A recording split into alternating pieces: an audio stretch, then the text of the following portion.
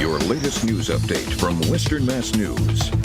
I'm David Horwitz. Here's your latest news update from Western Mass News. 4 people were taken to the hospital after a crash in I-91 northbound in Springfield last night.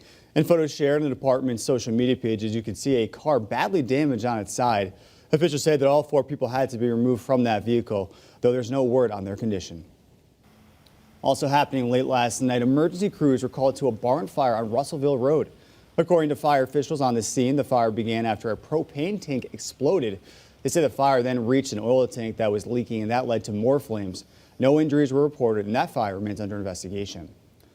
At least 1 person is now dead after a serious crash in Chicopee. That crash happened near the CVS on Center Street just after 2 a.m. on Thanksgiving morning. Chicopee police say that another person was injured in that crash. They were both brought to the Bay State Medical Center by a driver passing by the scene. No word yet on what caused that crash. Good Friday morning, everybody. First Alert meteorologist Lee Murphy here on this Friday morning, day after Thanksgiving. Temperatures right now are starting actually a little bit on the mild side. We're seeing 38 degrees right now in Springfield. And then once we get to the main conditions, we'll see 38 in Springfield, 42 already in Pittsfield, and then we're seeing 42 in Boston. A little bit warmer as well on the Cape as we get towards 51 degrees already this time.